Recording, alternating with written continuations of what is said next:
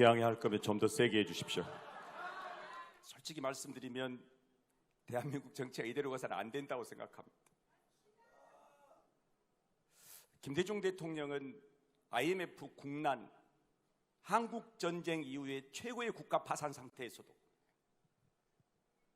IT 강국을 위한 철저한 자기 준비에 들어갑니다. 대통령이 30년 IT 강국 그 고속도로를 깝니다. 그 국난 때 했던 일입니다. 국민들을 설득해 가면서.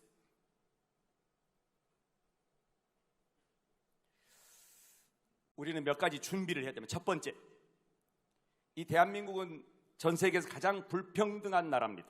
야만적 불평등 국가입니다. 국회의원 모임 중에 제일 먼저 만들어야 할 게 불평등 해결을 위한 의원 모임이 필요합니다. 대한민국은 부동산 타세, 자산 불평등이 가장 심각합니다. 미국이 1등, 대한민국이 2등이라 했는데 이제 다 추격했습니다. 상위 10%가 하위 50%를 독점 지배하고 있는 나라입니다. 상위 10%가 자산 60%를 독점하고 있는 나라입니다. 이 정도면 난이 폭동이 일어나야 할 나라입니다. 이런 완벽한 불평등 구조를 해소하는 것이 정치입니다. 제가 공동체 운동하고 마을 운동하고 사회복지하고 별의별 일을 다 해봤는데 이런 야만적 불평등을 해결해야 할 주체는 누구냐? 기승전 정치 권력이란 말입니다. 요거 해결해야 됩니다.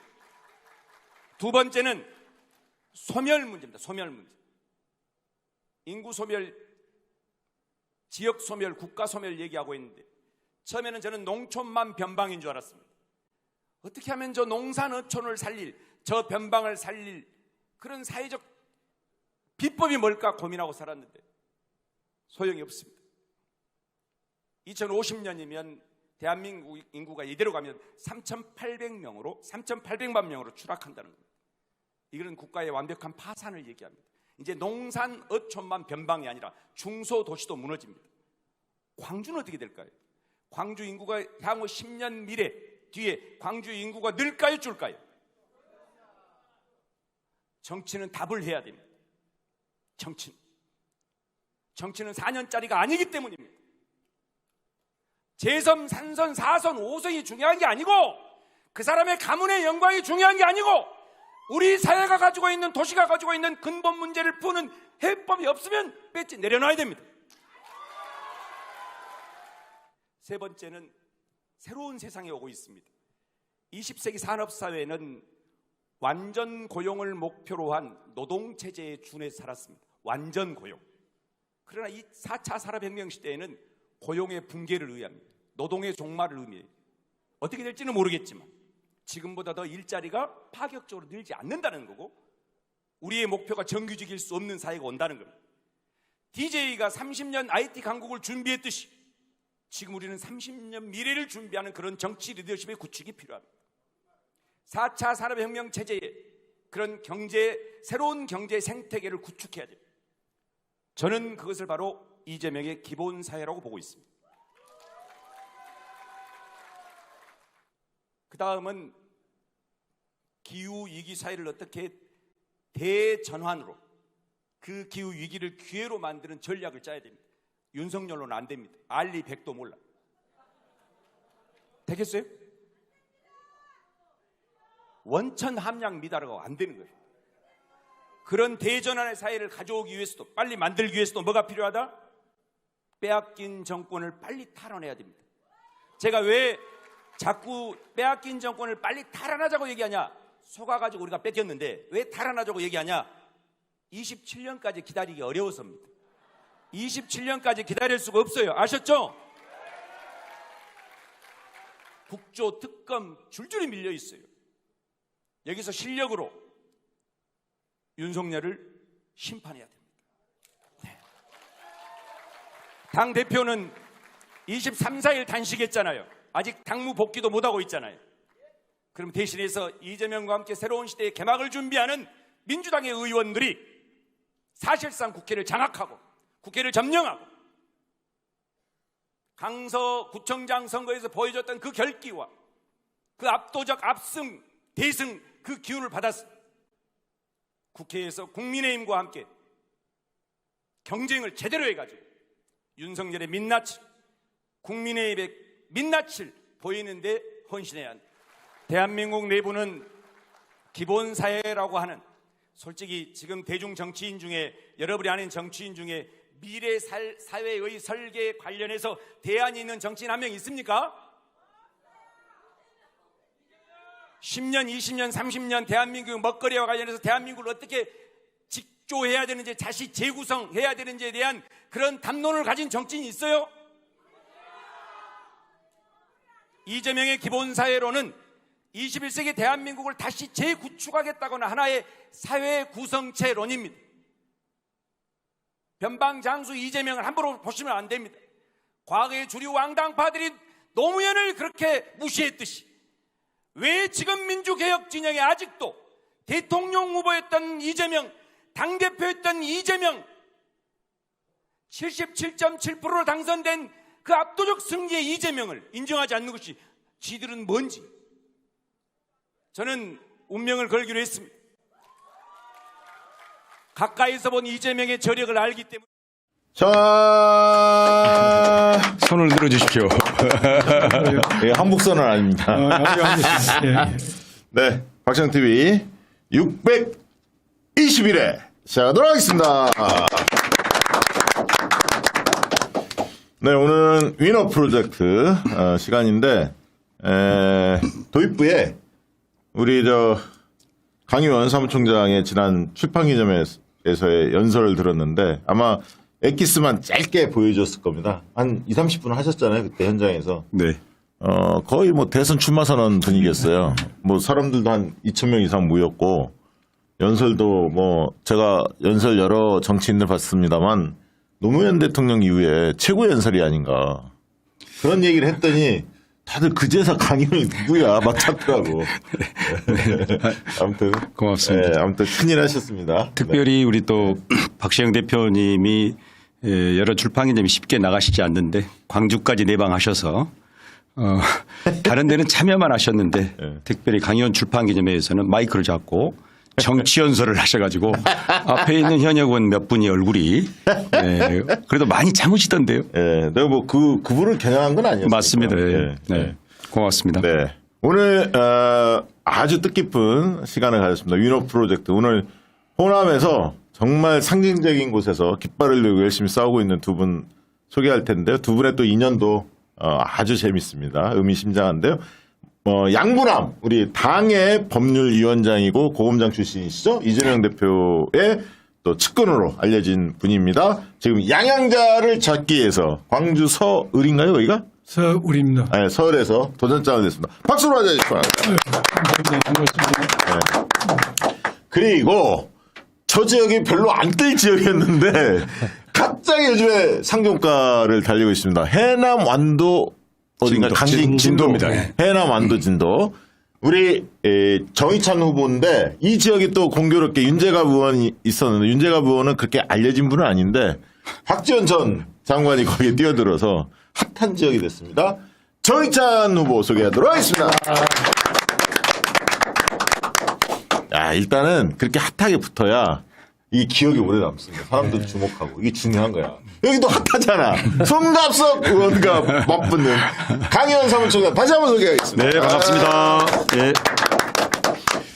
일단 두 분 이야기 잠시 후에 이제 본격적으로 들어갈 텐데요. 유튜브에 많이 나가셨다면서 아까 저기 뭐야 다스베이다 뭐 이런데. 쉬운 데만 나왔습니다. 쉬운 데 나왔다, 쉬운 데 나왔죠.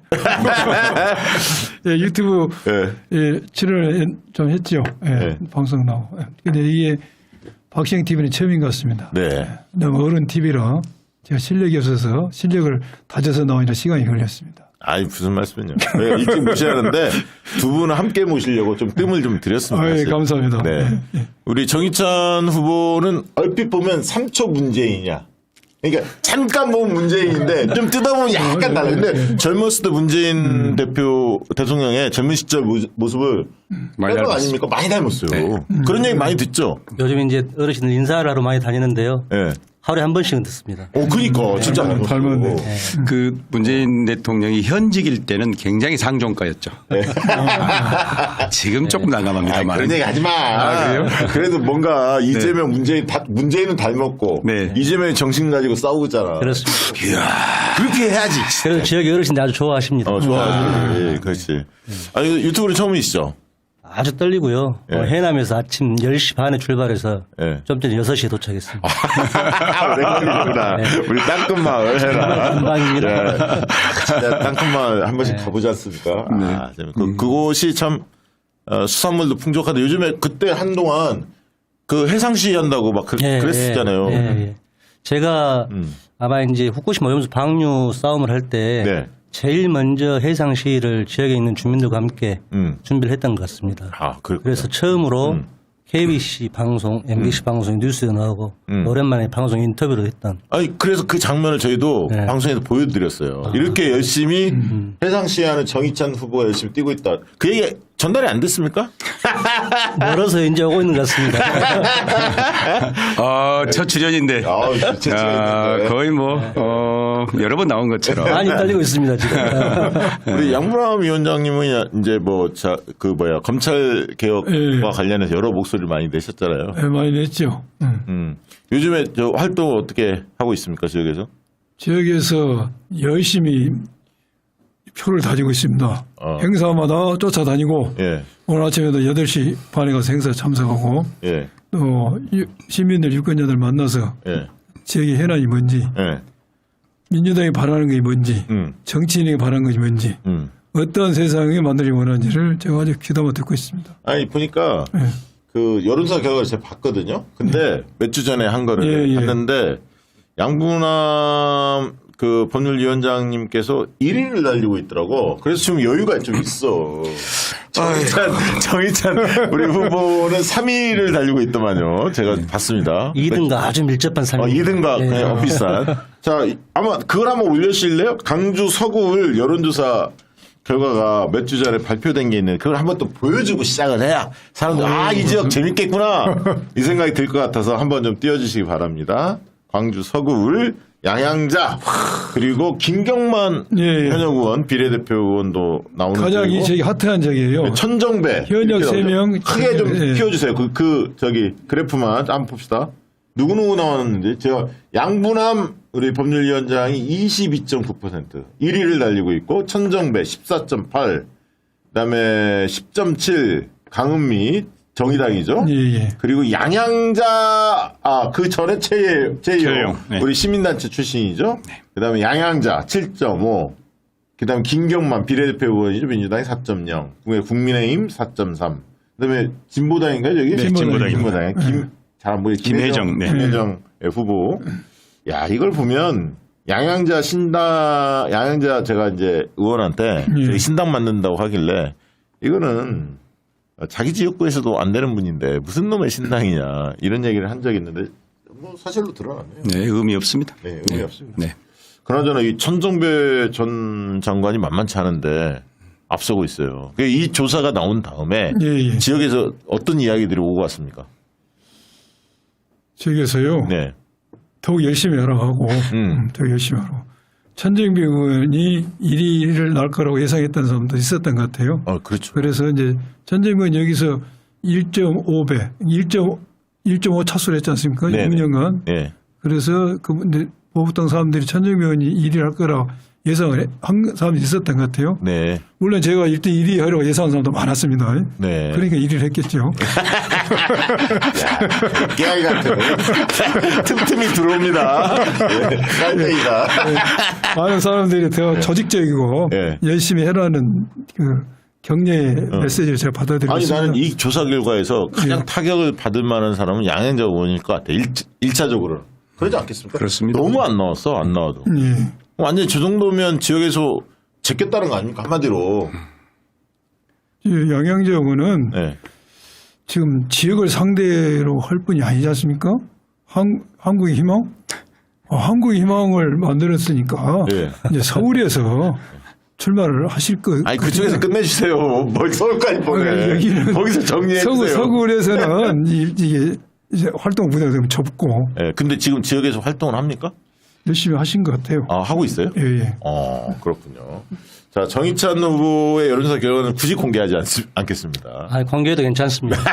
박지원 전 장관이 많이 앞서고 있는데 네. 정치 시인치고는 12%인가? 뭐 그렇게 나왔죠. 12.5% 나왔는데. 12.5. 네. 많이 굉장히 나오죠. 높은 거예요. 네. 굉장히 높은 지역에 예. 모 지역의 언론사 신문사 대표님이 네. 전화가 왔어요. 네.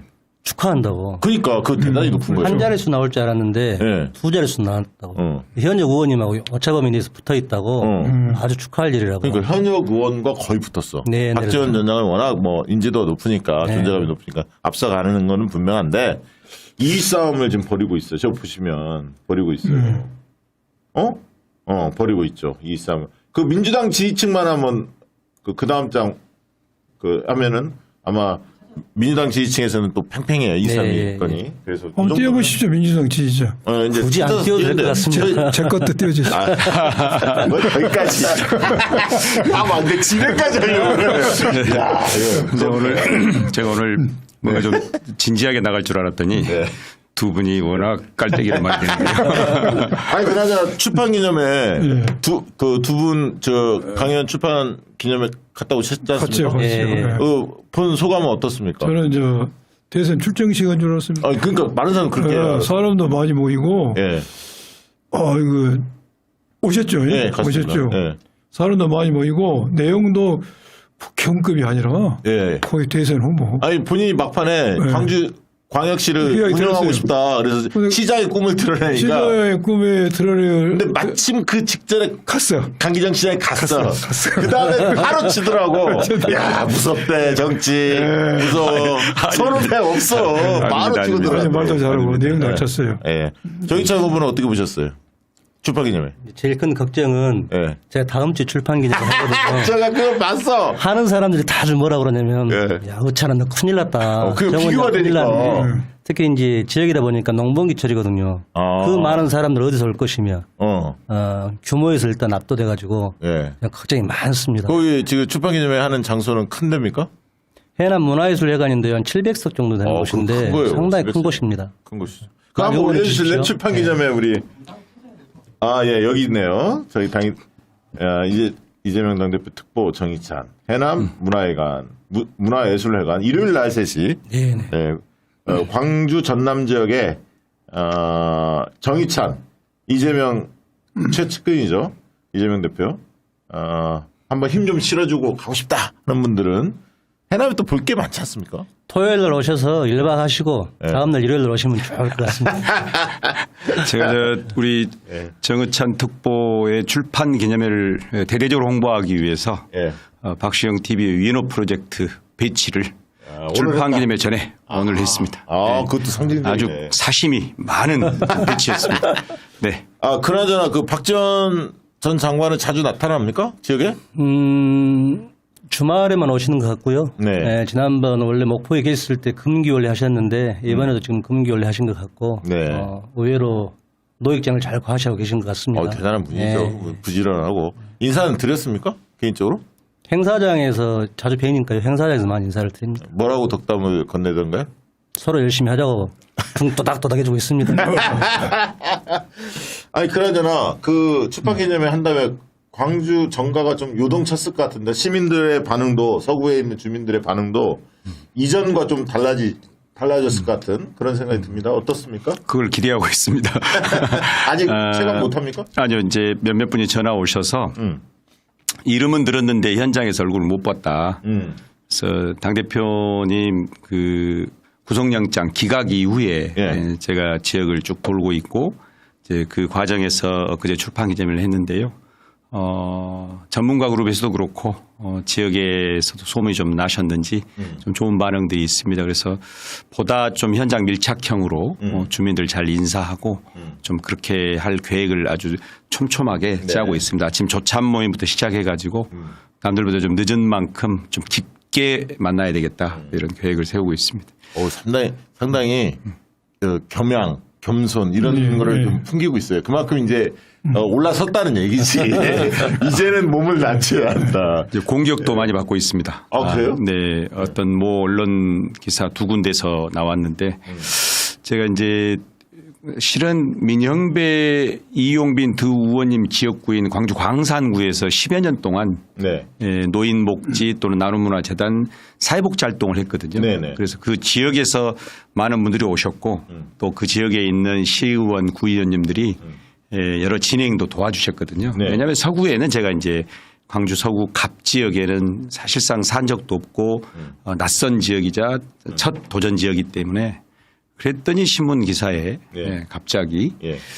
타 지역구에서 인원을 동원한 희귀한 출판 기념회 뭐 이렇게 해가지고 야, 그거 심하다. 타 후보 측에서 기자들한테 풀어가지고 기자들이 취재까지 했는데 저는 오히려 굉장히 뭐 더 많은 홍보를 해줬다 싶습니다. 왜냐하면 10년 동안 어떤 지역에서 활동한 하나의 활동가의 출판 기념회에 지역을 옮겼다 해서 손님 한 명 오지 않는다면 그 10년 잘못 산 거죠. 그래서 오히려 지역이 달라졌음에도 불구하고 그 20대부터 80대 어르신까지 많은 분들이 함께해 주셔서 감사드릴 따름입니다. 네. 네, 좋습니다. 잠깐만 진행말을 했네. 네. 출판 개념 재출판 개념 좀 띄워주시죠. 어떠십니까? 일단 띄워주려고 했는데, 자, 띄워주세요. 아니, 이렇게 항의하는 사람 처음 봤습니다. 양문함 위원장님은 지금 출판 기념회가 12월 2일입니다. 12월 2일이죠. 지금 12월 2일인데. 제가 볼 때 그 전에 우리 박시영 TV에 2번 정도 더 오늘 아마 그때는 그때고 오늘 시청률이 엄청 높아질 것이기 그때는 때문에 그때고. 네. 야. 욕심이 많으셔요. 일단 12월 2일입니다. 두 분 소개를 좀 해드려야 하는데 일단 자기 소개하기 전에 강의원 사무총장이 이제 오늘 추천을 해서 오신 거단 말이죠. 두 분을 모시게 된 배경이나 두 분 어떤 분이 좀 시청자들에게 소개를 좀 해주시죠. 네, 이거는 제가 그 과하게 말씀드리는 게 아니고 우리 박시영 대표님께서 위너 프로젝트 이른바 이재명과 함께하는 전국의 정치 세력들을 대중들에게 시민들에게 국민들에게 잘 소개하는 그런 코너를 특히 더민주정국 혁신회의 소속 위원들을 좀 소개하고 싶다. 아마 대한민국 유튜브 사상 이런 귀한 시간을 할애해 준 최초의 방송이거든요.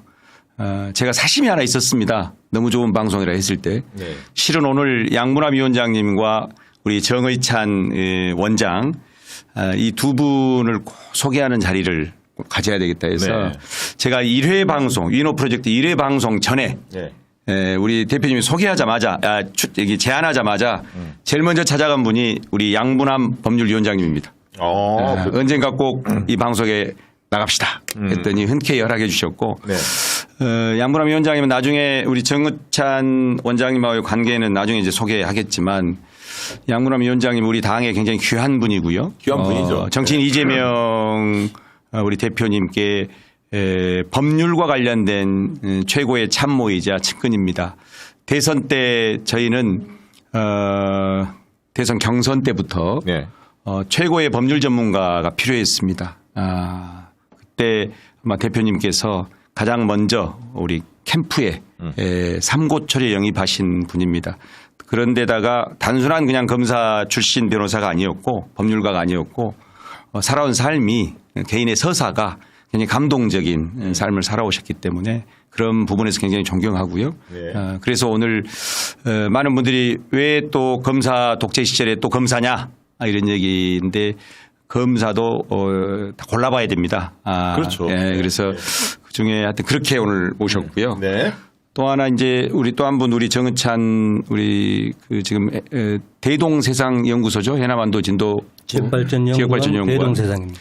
우리 정 원장님은 저한테는 이제 후배고 네. 20대 학창 시절의 학생운동의 동지입니다.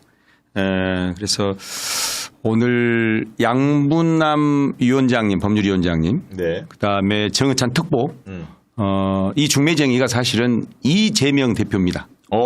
그렇군요. 네, 그래서 오늘 이 두 분의 삶과 대표님이 인연 맺어준 중매해준 이 인연을 좀 소개하고 그래서 우리 이재명 대표님의 최측근 참모들이 앞으로 어떻게 해서 이재명 정부의 개막을 위해서 함께 국회에 진출하고 그 힘을 바탕으로 새로운 정권을 창출할 것인지 네. 뭐 이런 뭔가 네, 얘기를 네. 다뤄보고자 오늘 두 분을 모셨습니다. 자, 정의찬 후보부터 한번 이렇게 거꾸로 한번 여쭤볼게요. 우리 정의찬 특보라고 하는 게 맞겠네요. 네. 자, 정익된 특보는 어떤 사람입니까? 본인 자기소개를 짧게 한번 해주시죠. 이제 정치를 출마를 하는데 뭐 제 자랑보다도 같이 이제 인연에 대해서 좀 말씀을 드릴게요. 네. 경기도에 와서 이재명을 통해서 세상을 제대로 이제 공부를 하게 됐고요. 강현 원장과 관계는 30년 가까이 되는 이제 치기고요. 제가 이제 한 살 많은 형이지만 제일 존경하는 또 형이기도 합니다. 그래서 누구보다 이제 문제 해결 능력이 아주 탁월한 형이고 또 시대 정신이 뛰쳐나고 혁신가이기도 하고 그래서 제가 참 좋아하는 형인데 이제 가장 망설였습니다. 내가 잘할 수 있을까? 따뜻하게 잘 맞이해 주셔서 준비 잘해서 말씀 잘해보도록 하겠습니다. 아니, 그 본인 소개 안 하고 가기면 이 얘기 말고요. 해남반도 진도에 새로운 젊은 바람이 필요할 것 같습니다. 그래서 지역에 많은 분들이 이제 좀 정치 좀 바뀌어야 되지 않느냐. 그래서 젊은 사람이 와서 우리 지역을 위해서 사실 지금 지역이 대단히 위험한 상황에 있습니다. 네. 지역 소멸 위기, 국가 소멸 위기 많은 분들 얘기하는데 이게 실제 책에서 나오는 얘기가 아니고 현장을 가보면 그 현장을 피폐한 삶이 현실적으로 드러나는 곳이거든요. 네. 그래서 지역민들 잘 모시고 내년에 반드시 총선 승리해서 이재명 시대를 함께 준비하는 그런 젊은 정치인이 되도록 해보겠습니다. 네. 혹시 그러면 뭐 명함이나 이런데 뭐 슬로건이나 이렇게 쓰는 게 뭡니까? 브랜드 슬로건. 본인은 뭐라고 얘기합니까? 정의롭게 새롭게 다르게 하고 있는데요. 정의롭게 새롭게 다르게. 예. 정의롭게는 제 이름도 정의찬이잖아요. 네. 그래서 정의롭게. 정의의 찬. 정의의 찬 사나이처럼 네. 직진하겠다라는 것이고 새롭게는 젊은 신세대 이렇게 해서 새롭게 가는 것이고 네. 또 다르게는 지역에 이제 현장에 있는 정치인들이 예. 소통을 좀 많이 했으면 좋겠다라는 바람들이 많이 있습니다. 네. 그래서 현역에 있는 정치인들보다는 좀 다르게 좀 정치했으면 좋겠다라는 그런 기대 섞인 반응을 네. 제가 보아서 다르게 이렇게 이재명 당대표 특보 이것도 이제 많이 알려지고 있는 거죠. 처음에는 이재명 당대표 특보라고 그러니까 예. 많은 분들이 무슨 말씀 하셨냐면 예. 야 특보 자리 뭐 수천 개 준 것 아니냐. 아, 대선 때. 예, 그래서 아니 저 정말 특보 맞습니다. 그랬더니 야 개나 소나 다 주는 특보인데 이거 명함 가지고 어떻게 정치하려고 그러냐. 야. 근데 요즘에는 조금 바뀌었습니다. 오. 예, 요즘에는 예. 이재명 대표 특보다 그러면 예. 진짜 그럼 특보가 몇 명 안 되냐고 묻습니다. 오. 예, 그래서 지난번에 임명장 받고 난 이후에 언론에도 나오고 네. TV에 나오면서 예. 아 진짜 특보는 맞구나 측근은 맞구나 네. 이런 얘기들 많이 하십니다 지금. 거기 저 해남완도 진도의 평균 연령이 어느 정도입니까? 지금 60대 이상이 한 48% 49% 이렇게 됩니다. 그렇군요. 예, 그리고 65세 이상 27% 정도 되시고요. 어르신들을 잘. 예. 어르신 잘 섬기고 모시는 것이 그러네요. 최고의 정치인 것 같습니다. 그렇군요. 네. 우리 양문함 공업장 예. 법률위원장님은 어떤 예. 분인지 본인 소개를 좀 부탁드리겠습니다. 저는 보시다시피 소탈한 사람입니다. 야, 검사 출신이 소탈하다 보니까 무서워. 많고. 네. 그래서 요즘은 제가 전혀 최근 들어서 그동안 검사로서 살았는데 전혀 다른 삶을 살고 있어요. 정치 입문에서. 그런데 검사 때 생활과는 너무나 다른 생활을 하고 있죠. 저 늘 이제 겸손을 배워야 되고 검사 때는 원사이드. 검사라는 게 자기가 혼자 계획해서 필요한 시기에 사람 부르고 네. 필요한 시기에 조사하고 필요한 시기에 통보하면 되는데 네. 그러게 정치하면 빵점 되니까 예, 이거 예. 표 안 주지 않습니까? 그래서 그렇죠. 정치는 쌍방이기 때문에 제가 늘 우리 주민들의 이야기를 들으려고 하고 예. 경청을 하고 있습니다. 예. 또 저는 서구 여러 가지 현안들을 예. 어떻게 해결할까 고민하고 있고 또 주민들과 함께 많이 들어보려고 귀를 기울입니다. 네. 옛날 검사 때 같은 원사이드 일방적인 태도가 아니라 제가 좀 쌍방향 의사소통을 해보려고 네. 이제 노력하고 있습니다. 예. 아니 보니까 제가 이제 프로필을 보니까 공고 담양 공고. 예. 제가 이제 전국에 별로 없는 졸업장을 하나 가지고 있는데요. 제가 입학을 할 때는 예. 담양 종합고등학교 예. 보통과로 입학했습니다. 네. 보통과 일제시대 때 보통과 들어갔죠. 보통과. 그래요? 이제 담양 종합고등학교 보통과를 입학했는데 제가 고등학교 2학년이 되면서 학교가 공고로 변했습니다. 공고로. 그래서 공고생이 됐습니다. 전두환 정권 때입니다. 아니 그리고 이 고검장까지 하신 분인데 예. 이렇게 이제 정치에 뛰어든 이유 그리고 예. 특히 이제 대개는 검사 출신들이 다 국민의힘 쪽으로 많이 그렇죠. 가잖아요. 예. 이렇게 민주당을 선택한 이유는 뭡니까? 굉장히 어려운 질문인데 네. 방송 나와서 안 할 수도 없고. 예, 그거 많이 할 것 같은데 물어볼 것 같아요. 왜 정치하세요? 그렇죠. 예. 왜 민주당이에요? 이렇게 물어볼 것 같은데. 제가 민주당을 간 건 원래 출신도 호남이고 네. 또 제가 그리는 세상 또 제 이념 이렇게 국민의힘과는 이제 다르니까 네. 민주당을 오게 됐고 정치를 나오게 된 것은 윤석열 대통령이 이제 검찰 출신이지 않습니까? 네. 그래서 윤석열 대통령이 정치를 좀 하고 있는데 그 정부가 실정을 하고 있는 것에 대해서 같은 검찰 출신 내가 한번 나서서 강력하게 비판해보자. 그러면은 다른 사람이 비판하는 것보다는 좀 더 아플 것이다. 아는 사람 비판하니까. 그래서 네. 비판과 견제를 해서 우리 민주당이 다시 한번 정권을 찾아오는데 예. 제가 뭐 교도보가 되고 싶었어요. 또 하나는 과연 우리 사회가 공정한 사회인가? 뭐 공정한다는 게 정치, 경제, 사회, 문화 여러 분야에서 잣대를 댈 수가 있는데 제가 살아온 법조 영역에서 봤을 때 수사와 사법부의 재판이 과연 국민의 상식과 양식에 맞냐. 그렇지 않다는 게 네. 국민의 어떤 공감되고 네. 그래서 제가 국민의 수사와 재판이 국민의 상식에 맞는 그런 제도 시스템을 마련하는데 앞장서 보겠다. 그래서 우리 사회가 공정한 사회로 가는데 그런 틀을 한번 만들어 보겠다. 네. 이런 생각을 가지고 정치에 입문했습니다. 그러셨군요. 네. 우리 정인찬 후보하고 두 분의 인연이 오래됐다면서요? 그 전에 제가 네. 좀 우리 양문남 위원장님은 네. 저희들도 다 마찬가지지만 우리가 아까 저희 여기 들어오기 전에 저녁 식사를 같이 했어요. 네. 우리 위원장님께서 사실 말씀이 우리는 살아있는 것만으로도 다행이라고 생각하고 살자. 과거였으면 우리는 다 광화문 내거리에 효수당할 사람이다. 그랬는데 제가 그 말씀 들으면서 뭐 이런 생각했어요. 사실은 우리 양문남 위원장님을 캠프에서 모실 때는 단순히 어떤 법률적 자문이나 리스크를 관리하기 위해서 모신 게 아니라 적어도 검찰을 제대로 알고 있는 검찰 내의 최고 전문가를 모셔서 네. 이재명 정부가 개막했을 때 네. 아마도 제가 생각하기에는 인사권자가 아니기 때문에 네. 예상하기로 법무부 장관 뭐 이런 당연하죠. 네. 아마 그 윤석열에 대한 트라우마도 있기 때문에 잘못 뽑아나면 다 망친다라는 트라우마가 있기 때문에 그런 개인의 인생 서사는 물론이고 그런 어떤 어떤 법률적인 강단 또 내부에 대한 고검장 하신 분들이 드물잖아요. 그래서 그렇죠. 거기까지 아는 최고 전문가를 모셔서 그래서 속으로 지금 뭐 법무부 장관이나 최소 막 검찰총장이나 하고 계신 못 만났을 분을 여기서 같이 순대 국밥 먹으면서 똑같은 도전자로. 아니 근데 그거 궁금해. 진짜 검찰 내부에서 윤석열 대통령이 과거 검사 시절 평가가 어땠습니까? 그게 궁금해 진짜. 윤석열 대통령의 평가는 네.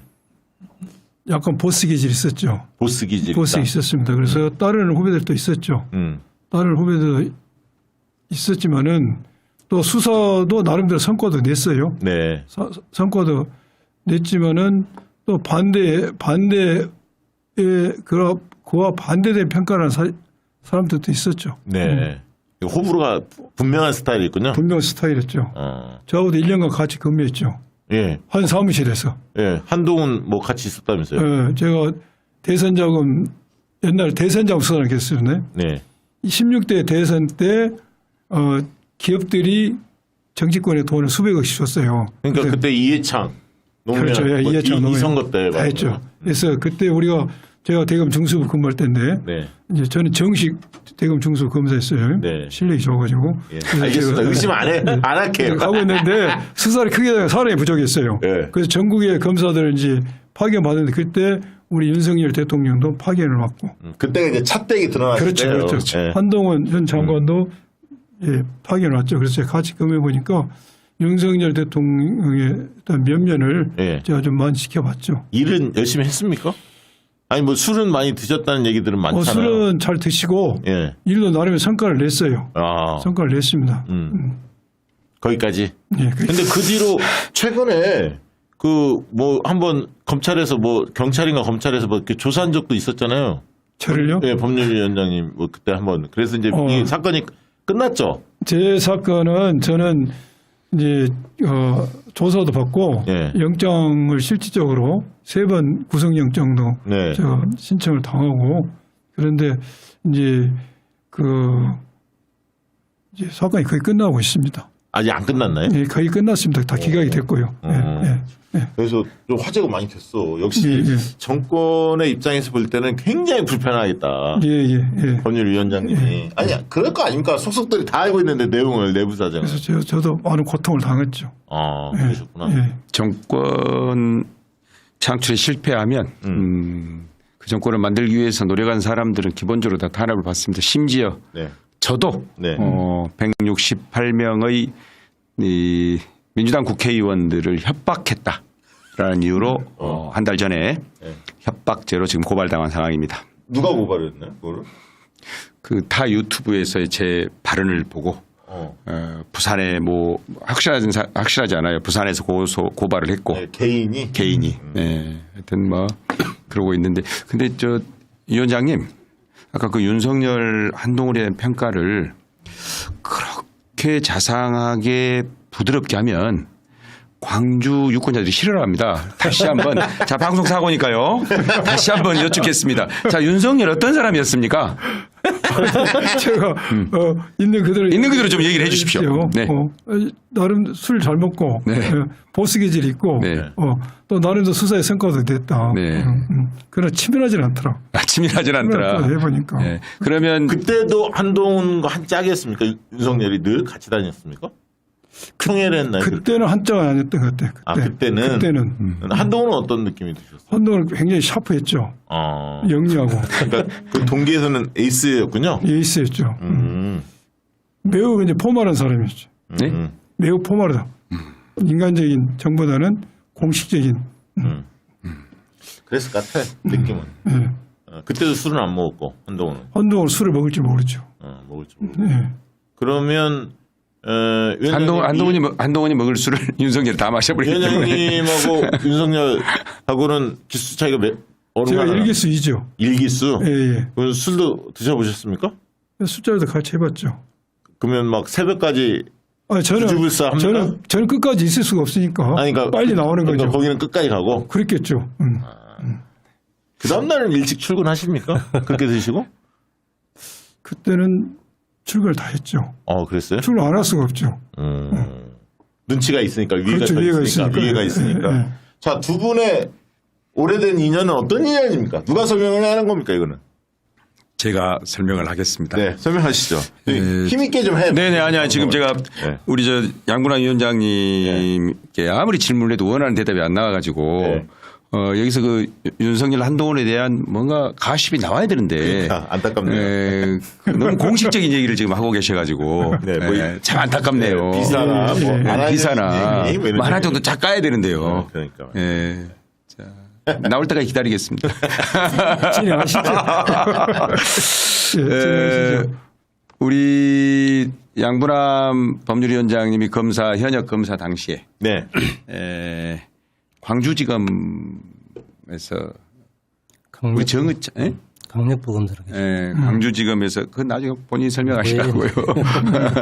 광주지검에서 수사검사일 때 우리 정의찬 우리 특보가 학생운동 하다가 피의자였습니다. 그때 뭐 학생운동 세게 했으니까 한청년 의장이었죠? 우리 아닌가요? 저는 남청년 의장. 저를 보시고. 여기는 한청년 의장, 남청년 의장. 그런데 이제 그때가 어찌됐든 우리 양분함 검사, 당시 검사님은 우리는 전부 다 공안부 검사라고 알고 있습니다. 지금까지도. 한 20 몇 년 동안. 그때 공안부가 보통 수사를 하니까요. 많이. 그렇죠. 공안수들은 시국상 다 공안부가 수사를 하니까요. 그런데 그 대선 경선 때 우리 양분함 검사님, 당시 변호사님을 이제 모실 때 누가 저한테 혹시 양분함 변호사님을 아냐고 물어봐요. 우리는 저의 수사검사는 다른 분이었지만 광주 지역에서는 양문화 검사님이 유명했습니다. 학생운동가들한테. 특히 우리 전남대 선배님이십니다. 예, 보통 판검사면 다 서울대일 줄 아는데 학교도 좋아요. 예. 전남대. 그렇죠. 윤석열 한동훈 학교가 아니요. 아니, 그런 얘기 하지 마. 그런데 그래요. 그래서 저희들은 엄청난 그 뭐랄까 거부감을 갖고 있었단 말이에요. 네네. 그런데 나중에 보니까 우리가 그때가 25년 만이죠. 네, 97년 이후 2021년에 만났으니까 네. 여러 가지 특별한 사연이 있는데 네. 일단 그 사연은 제가 좀 이따 설명하고 예. 두 분이 그렇게 해서 어렵게 만났습니다만 저희들이 처음에는 안 된다 했습니다. 예. 아니 그 양문화 검사님 우리한테 유명한 검사님이다. 진짜 그때까지만 해도 이렇게 안 만났으면 평생 한마디로 많이 당했다. 그 얘기 아니야. 나쁜 검사였죠. 아니 그렇게 쉽게 설명하지. 왜? 왜 불러? 아니 저도 좀 아니 좀 닮으려고 그래요. 윤석열 한동훈 설명을 하니까 우리 양문화 위원장이 굉장히 공식적 답변만 하길래 야 당선되려면 저렇게 해야 되는구나 이렇게 했는데 안 돼. 네, 그런데 나쁜 검사였죠. 그래서 정말 당시에 유명한 검사님이었는데 그때 이제 그 수사받던 피의자가 우리 정은찬 특보여서 근데 어찌됐든 이제 대표님께서 영입을 하셨잖아요. 네. 제가 우리 정은찬 특보를 데리고 보니까 우리는 모셔야 되겠고 네. 정은찬 특보도 같이 활동하고 있는데 이건 도저히 예의가 아니고 그래서 제가 서초동에 가서 변호사 시절에 말도 않고 데리고 갑니다. 안 간다 할까봐. 정인찬을 정인찬을 데리고 갑니다. 어딘지 모른 채 빼고 왔구나. 양문함 변호사님을 만난지 모르고. 그래서 가서 화장실 가서 설명을 합니다. 의찬아, 내가 오늘 특별한 자리에 너를 데리고 왔다. 어디요? 그랬더니 이래서 대표님께서 후보님께서 우리 캠프에 양문함 변호사님 모셔야 되는데 그때 이제 의찬 우리 정은찬 특보가 양문함이요. 그 양분합니까? 이러더라고요. 제가 안 간다 할까봐 부딪히고 형 내 마음 알면서 내가 왜 이런 데를 데리고 오냐 할까봐 그랬는데 그 다음부터는 우리 두 분이 설명하면 되는데 딱 가서 만났는데 제가 그날 사실은 양분함 우리 위원장님한테 좀 반합니다.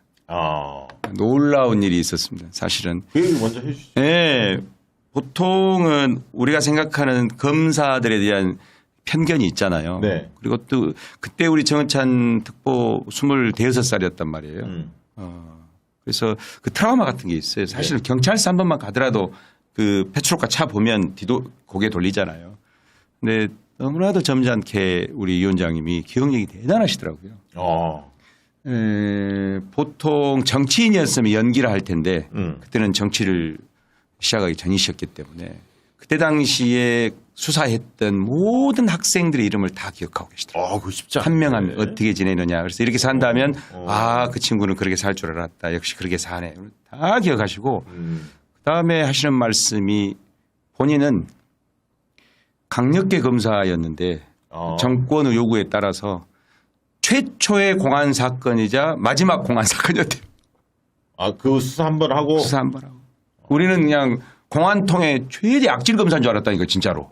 그랬는데 그 말씀을 하시면서 독실한 크리스찬이시거든요. 그래서 항상 그러지 않겠어요? 인생에서 이 일종의 공안 사건의 학생들을 처음 수사를 하셨기 때문에 다 기억하시고 그거에 대해서 본인의 소감을 쭉 얘기하시는데 모르겠어요. 우리 정은찬 특보는 어쩐지 모르겠지만 저는 그 첫 말씀 한 5분 듣고 봄눈 녹듯이 마음이 딱 녹았어요.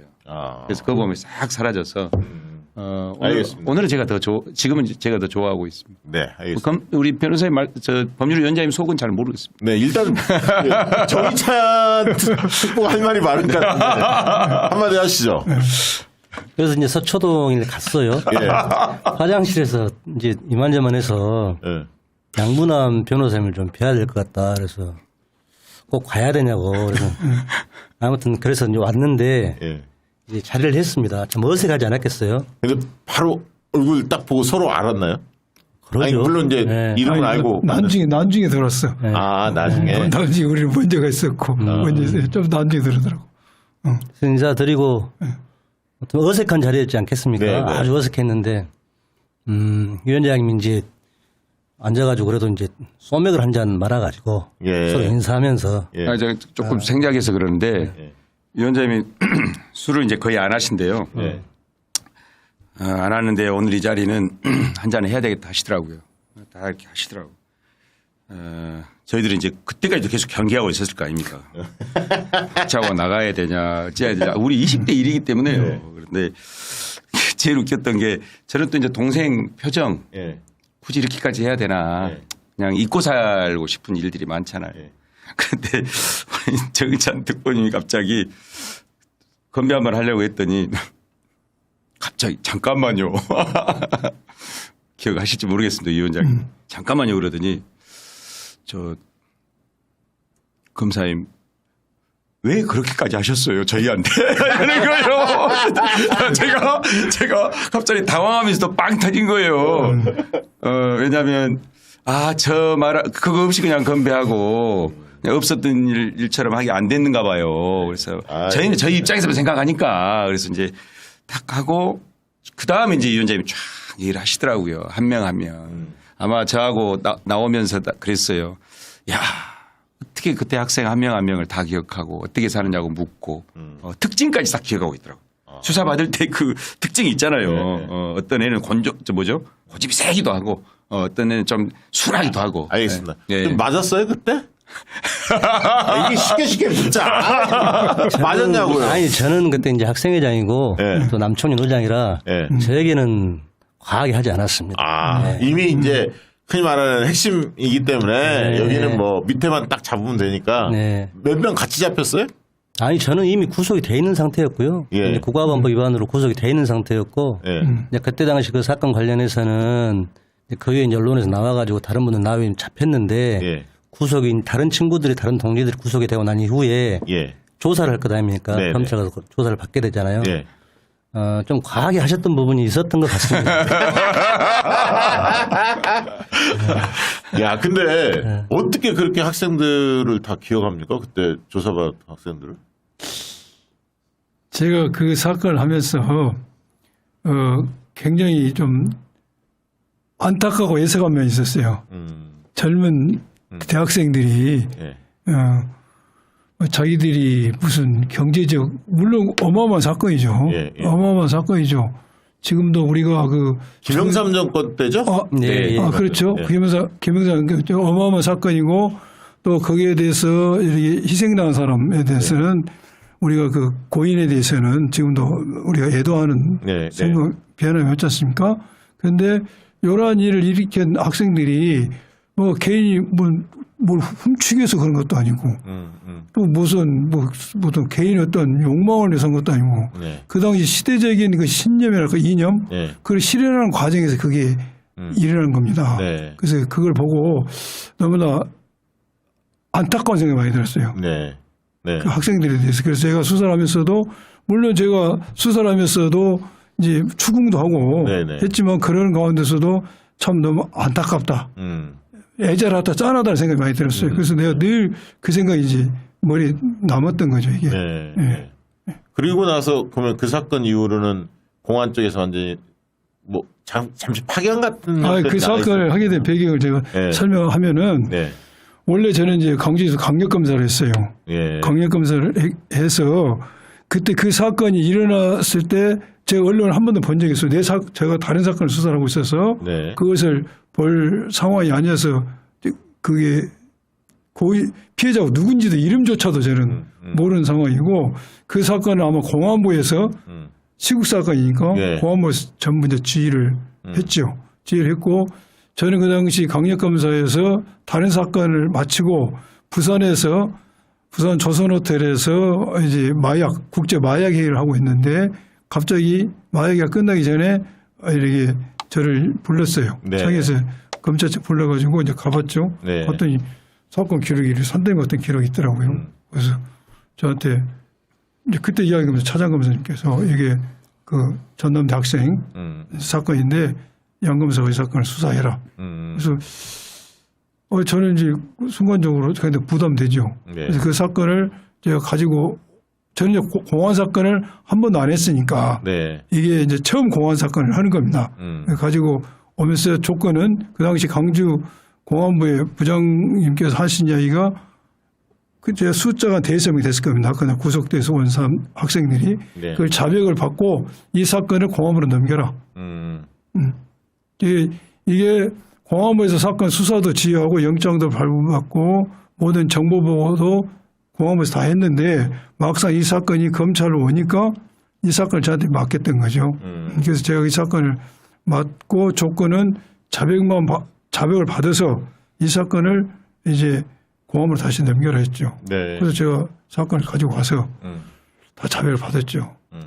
좀 이렇게 좀 험하게 하면서 자백을 받기 위한 과정이 좀 험했을 거 아닙니까? 예. 그러니까 인상 깊게 지금도 기억하고 있지. 없다고 말은 못 하실 것 같습니다. 제가 그 당시에 통상 있을 수 있는 추궁하고 추궁하고 이제 이렇게 한 것이지 제가 어떻게 무슨 고문을 하고 그랬겠습니까? 여기까지만 하겠습니다. 그래서 사건을 제가 이것을 이제 공안부로 보내려고 그랬어요. 네. 보내려고 하니까 그때 그 사건에 경찰에서 구속되어 올라온 사람들 중에는 정의찬 특보는 빠졌었어요. 없었어요.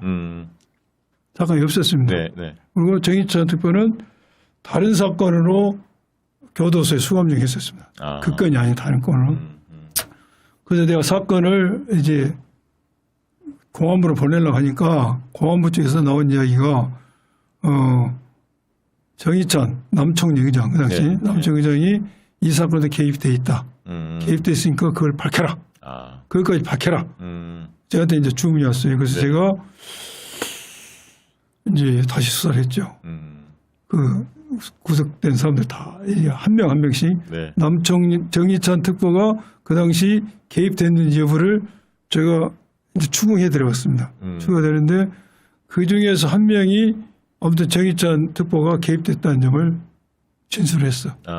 예. 진술했고 그 부분에서 그래서 제가 그 다음에 이제 정의찬 특보를 불렀죠. 그 다음 날 불렀는데 본인은 처음에는 강력히 부인을 하더라고요. 자기가 그런 사실이 없다. 강력히 부인하는데 아마 우리가 설득도 하고 또 이렇게 이제 추궁도 하고 그 과정이 여러 번 있었습니다. 그래서 여러 있는데 이제 어느 순간에 본인이 자백을 했죠. 그래서 알겠습니다. 여기까지만 하시죠. 거기요. 네. 너무 깊게 들어가기 재미가 없네. 대충 맥락은 이해해. 자, 이 얘기 한번 좀 드려보고 싶어요. 그러면 아까 이제 배지를 달면 어떤 정치 하고 싶어요? 어떤 세상을 만들고 싶습니까? 제가 조금 전에 이야기한 것처럼 사법 시스템과 검찰 수사 시스템을 거쳐서 정말 공정한 법 분야에 있어서는 우리나라가 공정한 세상. 적어도 법치와 법치에서는 공정한 세상 만들고 싶은 거죠. 그럼 완전히 뜯어 고쳐야 하는데. 뜯어 고쳐야죠. 지금 윤석열 정권 하에서 좀 그래도 똑바로 인식이 잡혀 있는 검사가 얼마나 있다고 보십니까? 비중으로 따지면. 소신 있게 하는 사람들이 정치적 외풍 없이 하는 사람이 얼마나 있습니까? 그걸 정량적으로 퍼센트로 이야기는 어렵지만은 그 정치 검사를 제한 나머지 검사들은 자기 본분의 역할에 충실하고 있습니다. 뭐 형사부라든가 이런. 그렇죠. 예. 그렇죠. 얼마든지 그런 검사들을 등용해서 우리가 쓸 수가 있죠. 그러니까 특수통들만 지금 문제가 좀 심각하군요. 특수통이라고 다 싸잡아서 이야기도 그렇고. 정치 검사로 칭하는 검사들이 있지 않습니까 지금? 한 줌입니까 그게? 검사 전체로 보면? 그래요. 몇 퍼센트라고 제가 하기는 그렇고. 알겠습니다. 정의찬 특보는 배지를 달면 어떤 정치, 어떤 세상을 만들고 싶습니까? 그 말씀을 하기 전에 아까 우리 마무리가 돼야 될 위원장님 하셨던 말씀에 약간 팩트 체크 하나 필요할 것 같고 마무리를 지어야 할 것 같습니다. 두 분이 따로 만나서 하시지 하세요. 아니 그게 아니고 자백의 문제가 아니고요. 당시에는 학생운동 문화가 이제 여러 이제 과정에서 우리 이제 같이 일했던 친구들이 이제 검찰 조사를 받고 오잖아요. 많이 힘들어하고 고통스러워하고 그래서 당시 이제 남청년 의장으로서 제가 또 짊어져야 될 역사적 책임도 있었던 것 같고 그래서 이제 또 학생운동 문화도 그랬었고 그래서 제가 다 책임을 지겠다고 그랬습니다. 그래서 법적 도덕적 책임의 한계가 어디까지 모르겠으나 당시 당연히 학생 대표로서 그때 제가 26살이었습니다. 제가 그렇게 하는 것이 최선이라 생각을 했었고. 이거는 진짜 용기 있는 네, 네. 쉽지 않은데. 네. 예. 그래서 지금 나오는 모든 사건들 이야기들의 핵심은 그거인 것 같습니다. 아, 그 의원 바로 잡는 게 맞네요. 네. 자, 그리고 본인 국회 들어가면 왜 국회의원이 되려고 하는지, 어떤 세상 만들고 싶은지 말씀 좀 주세요. 지금 이제 저희가 전남 해남에 우리 어머님이 45년생이신데요. 네. 어머니랑 같이 둘이 지내고 있거든요. 네. 어머니 일상을 봐봤어요. 하루 온종일 마을 해관하고 경로당에 계시다가 저녁이면 주무시러 오십니다. 예. 이분들 삶이 이게 행복한 삶인가 한번 생각을 해봤어요. 특히 우리 지역에 어르신들이 많으시잖아요. 네. 그래서 그 어르신들의 존엄한 노릇을 어떻게 국가가 책임져 줄 것인지 정치가 보답을 해야 할 것인지 그런 깊이 있는 생각을 하면서 특히나 또 가난과 고난의 현장들이 많습니다. 땀 흘리고 눈물 흘리는 분들 억울한 사람들 많습니다. 저처럼. 그래서 그런 눈물 흘리는 사람 같이 눈물 닦아주고 억울한 사람 손 잡아주고 네. 그런 정치 예. 이재명 관계 그런 정치를 해보고 싶습니다. 이재명 대표 모신 지 이제 꽤 되잖아요. 네. 또 경기도부터 네. 하셨다고 아까 말씀 주셨는데 평가한다면 어떤 정치인입니까? 이재명 우리 대표님은 네. 제가 이제 경기도지사 비서실의 비서관으로 2019년도에 네. 가서 지금 현재까지 이제 모시고 있는데 네. 수없이 많은 시련과 고난을 겪으면서도 지금 이제 정치의 효능감이 어떻게 주권자에게 네. 이렇게 선용되었는지를 몸소 보여주는 분이잖아요. 네. 그래서 저한테는 정치적 스승이자 동지이고 늘 제가 배울 게 많다라고 생각했고 가장 크게 배울 점은 뭐예요? 이재명 대표한테. 정치를 실용적으로 잘하신 분이죠. 실용적이다. 네네. 네. 그러면 있으시죠? 네. 문제 그래서 제기는 이제 뛰어나요. 문제인력이 뛰어나고 예. 또 과거에 이제 경기도지사로 계실 때는 또 사이다 지사였잖아요. 네, 그래서 그런 분들이 우리 국민들한테 시원스러운 정치를 보여줬기 때문에 네. 지금의 우리 대표님도 계시지 않나 싶습니다. 개인적으로 이제 이재명 대표가 이제 영입을 했지 않습니까? 대선 때. 예. 대선 때 영입을 했는데 지금까지 이제 한 2, 3년, 2년 정도 예. 같이 이제 생활을 하시는데 어떤 정치인이라고 이재명 대표 평가하시겠습니까? 실용주의자죠. 실용주의. 실용주의. 뭐 계파나 이념을 초월해서 네. 뭐 실적, 실용주의 정치라는 걸 제가 많이 여러 번 느꼈습니다. 아, 예. 그렇군요. 예. 그동안에 정치인 하면 선입견들이 있었을 거 아닙니까? 검사 그렇죠. 시절에? 예. 그게 좀 깨지던가요? 현실 정치 들어와 보니까 어떻습니까? 제가 이재명 대표 뵀을 때는 상당히 솔직 담백한 면이 많았어요. 네. 솔직 담백하더라고요. 그래서 정치인이라면은 자기 어떤 그 밝히기에 불편한 부분 네. 이런 것은 가릴 수도 있는데 네. 제가 처음 만났을 때부터 대화하는 내용에서 상당히 솔직 담백하구나. 그걸 느꼈어요. 저도 만났을 때 옛날에 처음 만났을 때인가? 평소 욕설에 대해서 바로 얘기하시더라고. 저도 처음 만날 그 얘기를 하시더라고요. 네, 바로 얘기하시더라고요. 자기 이야기하더라고요. 헌물에 대해서. 예, 헌물에 그때 대해서. 그랬어야 하는데 지나고 보니 뭐 이렇게 딱 이게 야, 그거 쉽지 저도 그걸 않네. 느꼈어요. 그 이야기를 통해 쉽지 않은데. 네. 예. 되게 깜짝 놀랐어요. 자, 호남 이번에 출판기념회에서 큰 정치의 부활 이런 걸 내세웠어요. 그래서 이제 누가 뭐더라도 이건 대선 출정식이다. 대선 출마 선언한 거 아니야. 이렇게 사람도 많이 끌어모았고 연설도 이제 잘했는데 호남 정치 문제가 뭐라고 보십니까? 강촌장. 호남 정치 문제. 갑자기 제가 보니까 오늘 네. 조금 총평을 하자면 네. 지금 우리가 역작을 만들기 위해서 두 분을 모셨거든요. 네. 이재명을 통해 새로운 정치적 인연이 된 과거의 숙적 이렇게 했는데 대화하다 보니까 재미가 너무 없어서 지금 박시영 대표님이 오늘 방송 사고다. 그래서 보다 보니까 저한테 딱 돌린 거예요. 1차 정리 한번 하겠습니다. 지금 광주 이런 여론이 있어요. 검사 출신 안 된다. 양분환 검사 시절 양분환 우리 법률위원장님의 검사 시절 마치 학생들을 탄압하고 고문하고 했다. 뭐 이런 것들을 정치적으로 악용하는 분들이 있는데 그거는 사실이 아닙니다. 당시 정권이 강력하게 검사하는 이 정치범들을 다루지 않습니다. 그야말로 일반 형사범을 다룹니다. 거기에는 수사 기법 기술이 필요하고요. 네. 그것과 관련해서는 검사 양분함은 그 젊은 시절 최고의 검사였습니다. 최선을 다했고 아마 그것을 활용해서 이 그 사실상의 학생운동 과정에서 사람이 죽은 사건입니다. 다 검색하고 다 아시기 때문에 말씀을 드리는데 그 사건의 정치적 법률적 모든 책임을 진 사람이 우리 정은찬 특보입니다.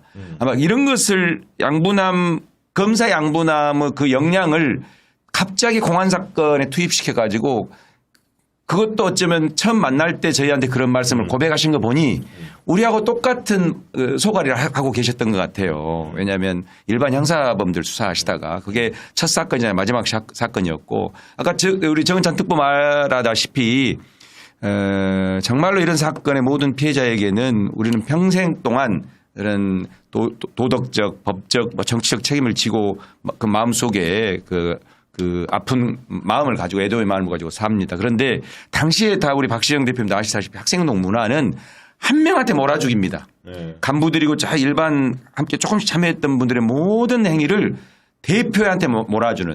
저도 1심 구형이 15년이었어요. 그러니까 그런 학생운동 문화에서 아마 우리 정은찬 특보가 평생 업보로 십자가처럼 지고 가는 삶이 있다는 거. 그래서 저는 그 확인되지 않은 사실로 새로운 정치를 시작하는 이재명의 두 남자, 두 측근들에게 지역사회에서 여타저타 정치적으로 악용하는 왜곡하는 일이 없었으면 한다. 이 말씀을 정리드리고. 그리고 원래 이렇게 도전자가 많은 지역 있잖아요. 예. 그 지역에서는 한 명이 압도하기 쉽지 않습니다. 왜냐하면 아까 말한 대로 다 경쟁 상대이기 때문에 막 있지도 않은 얘기 붙여갖고 막 때리기도 하고 그렇지 않습니까? 소문이 막 내고 그렇죠. 이러니까 예. 쉽지 않아요, 사실은. 근데 저는 굉장히 거물급들이 저렇게 질비한데 거기서 정치 신인 아닙니까? 그리고 정치밥을 먹은 게 진짜 몇 년 안 되잖아요. 그렇죠. 검찰을 쭉 하셨지. 근데 저 정도 나온 것은 진심이 많이 통하고 있다. 그렇게 봐야 하는 겁니다. 그리고 무엇보다 어려웠던 대선 때 대한민국 제1 당의 대통령 후보의 법률 지원 단장입니다. 수십 명의 법률가들이 있는데 거기에 지원 단장이셨고 또 현재도 당의 법률위원장입니다. 그래서 저는 뭐 여러 가지 평가를 할 수 있고 마타도도 있을 수 있고 그게 정치고 그게 선거이지만 우리 우리 대표님과 함께하는 두 분에 대해서는 좀 공정 경쟁할 수 있도록 지역사회에서 확인되지 않은 루머로 어떤 그 뭐랄까 좋은 곳이 새기지 않았으면 좋겠다는 말씀을 드리고요. 네. 호남 정치의 최대 패착은 대한민국이 호남의 정치인들에게 기대하는 그야말로 아주 지연 말단적인 무슨 예산 확보 싸움이 아니라 국가의 정상화를 위해서 큰 그림을 그리고 그래서 제가 출판 기념회 때도 밝혔듯이 적어도 대한민국의 야만적인 불평등을 해소하는 문제 인구와 지역과 농촌 등 변방 거기다 국가까지 소멸의 위기에 있는 이런 저출생의 문제 그리고 4차 산업혁명 시대의 새로운 경제 생태계를 어떻게 확보하느냐의 문제 기후 위기 시대에 해법을 찾아가지고 선도국가로서의 대한민국의 진로를 확보하는 문제 그다음에 또 우리 분단사회의 항구적인 숙제이죠. 한반도의 평화 번영 궁극적인 통일 이런 데 대한 출구를 호남 정치지를 좀 제시해달라. 적어도 호남은 본선도 없이 예산은 통과시켜가지고 국회의원 빼지 달아주는 그런 지역 아닙니까? 호남은 정말 거의 100% 지지로 민주개혁의 대한민국 미래를 활로를 개척하려고 하는 거 아닙니까? 그래서 두 가지 숙제가 필요합니다. 그런 담론과 관련해서 충분히 준비가 돼 있어야 되고요. 네. 두 번째는 그런 담론을 구체적으로 실현할 실력과 신념을 갖춘 새로운 인물들이 필요합니다.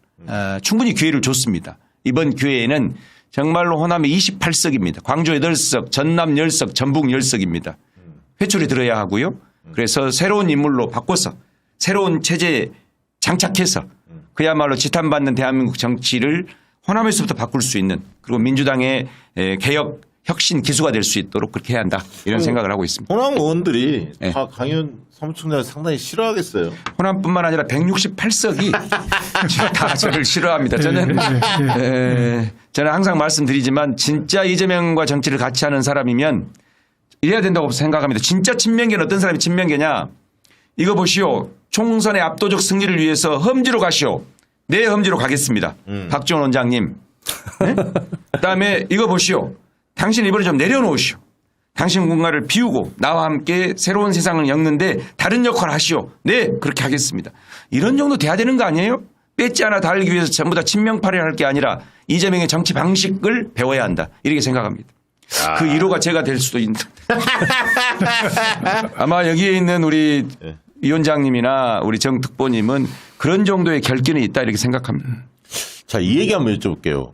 그 어제 이재명 대표가 30분간 예. 그 법정에 나와서 본인 지금 몸도 불편한데 진술을 하셨어요. 너무 이제 말도 안 되는 주장들을 하니까요. 검사 측에서. 그 내용 보셨죠? 예, 봤습니다. 어떻게 느끼셨습니까? 아주 정확하게 네. 이 기소의 부당성에 네. 대해서 정확히 말씀을 하신 겁니다. 특히 제가 참 의미 있는 말씀을 했다는 게 두 꼭지인데 네. 하나는 지방자치단체장에게 주어졌던 행정 재량에 대해서 뭐 이득을 전적으로 상대방의 기업에게 주든지 네. 회수하든지 그 재량인데 네. 그러면 이득을 공사를 만들어서 이득을 회수하기로 하는 순간에 그 재량권이 예. 기속적으로 임무가 되는 것이냐, 임무가 되는 것이냐, 뭐 말이 안 되지 않습니까? 그런 거 꽂는 거하고 탁 보면 숲인지 알아야지. 현명하고 DNA 가지고 땅 보고 들어가서 봐야 되느냐. 그 말씀하시는 것은 이 기소가 법률적으로나 사실적으로 너무나 엉터리다는 것을 아주 단정적으로 표현하신 말씀인데. 공산당 얘기는 나왔었잖아요. 공산당도 나왔죠. 그 얘기도 딱 쉽게 들리는 얘기야. 쉽게 아주 제가 대표님하고 이런 법률적 사건에 대해서 네. 이렇게 서로 상의를 해보면 굉장히 스마트하셔요. 네. 법률적으로 어렵게 이야기할 부분을 너무나 쉽게. 맞습니다. 그게 특장점이에요. 예. 복잡 다단한 네. 내용 우리 법률가들이 한다면 복잡 다단하게 변론을 네. 변명할 것을 네. 너무나 쉽게 간단하게 하시더라고요. 네. 아주 탁월해요. 네, 탁월하죠. 그리고 그 이정석 검사 예. 아시는 분입니까? 수원지검? 저는 개인적으로는 알지 못합니다. 예. 그 공수처 이제 고발하겠다. 그리고 저 탄핵을 추진할 수도 있다. 네. 그러면서 이제 손준성 검사 지난번에 문제가 많았는데 이게 다 지금 드러나지 않고 오히려 승진을 시켰단 말이죠. 그래서 이제 추가 탄핵을 민주당이 검토를 하겠다 이런 기사가 좀 나왔어요. 그런 어떤 민주당의 방향성에 대해서 어떻게 생각하십니까? 저는 뭐 지금 그 한동훈 장관 탄핵 문제도 지금 사실상 뭐 시기 조절을 좀 하고 있잖아요. 네. 근데 지난번에 저희 더민주연구 혁신회의에서도 한동훈 장관뿐만 아니라 현직 검사 손준성을 비롯해서 전부 다 뭐 네. 간첩 조작 연루된 검사까지 다 하라고 그랬는데 지금 좀 뭐랄까 아주 구체화되지는 않고 있습니다. 그래서 저는 이번 기회에 다시 기회가 왔다. 민주당이 지금 오늘 선언했잖아요. 네. 그래서 정교하게 시기를 따져서 지금 윤석열 퇴진과 탄핵의 국민적 어떤 열풍도 지금 불고 있는 상황이니 네. 먼저 그 전에 좀 본보기를 좀 보여야 된다. 본때를 좀 보여야 된다. 그래서 지금 민주당이 좀 좌고우면하지 않아도 된다. 물론 지금 강서구청장 선거 이후에는 혁신의 시간으로 민주당 내부와 또 동시에 대윤석열 투쟁과 관련해서는 뭔가 좀 자신감 있게 할 줄 알았는데 일단 좀 지켜보고 있는 것은 대표께서 지금 건강 회복 속도가 좀 느려서 네. 지금 법정에 가시는 정도만 지금 하고 있는데 당무 복귀 이후에는 이런 문제들이 좀 일사천리로 좀 속도감 있게 진행됐으면 좋겠다 이런 바람을 갖고 있습니다. 다음 주에 이제 국감이 어느 정도 가닥이 잡히니까 그렇죠. 그때부터 네. 본격적으로 해야겠어요. 네. 뭐 그 얘기 하나 하고 넘어갈게요. 김동연 지사가 어제 오늘 좀 많이 회자가 됐어요. 네. 아마 이제 국감 중에 답변 내용 관련해서 많이 논란이 좀 벌어졌는데 이 부분은 사실은 내용을 좀 보니까 말이죠. 영상을 일단 한번 보실까요? 그 영상 보면은 내용은 그 언론이 좀 장난쳤다는 느낌이 좀 들 정도입니다. 한번 보실까요? 김동연 지사 입장에서 조금 억울할 수도 있을 것 같습니다. 김동연 지사 입장에서 상당히 억울해할 수 있습니다. 내용 보면. 자, 한번 보실까요? 이 경기도청 비서실의 공무원 A 씨가 말이죠. 지난 8월에 그 이재명 전 지사가 공금 유용을 지시하고 묵인했다. 게다가 스스로 횡령했다면서 권익위에 공익 신고를 했죠. 그리고 관련 증거도 제출한 바 있습니다. 이 지금 지난 8월에 이 사람이 한 것에 대해서 저는 감사관실에서 자체 감사를 했다면 이것도 그때 파악을 하고 있었느냐를 묻고자 하는 겁니다. 예, 왜냐면 제가 자료가 지금 왔는데 감사는 2022년 초, 그러니까 제가 취임하기 전에 7기 때, 그리고 그때는 그러니까 지사가 공석일 때, 그때 그러니까 취임하신 이후에는 안 했다 이 그렇습니다. 말씀이시잖아요. 근데 이미 제가 오기 전에 감사를 다 했습니다. 제가 취임하기 전에. 최소 61건에서 최대 100건까지 사적 사용이 의심이 된다. 그래서 그 업무상 횡령 배임으로 네. 그 내용 보셨죠? 네, 봤습니다. 어떻던가요? 내용이?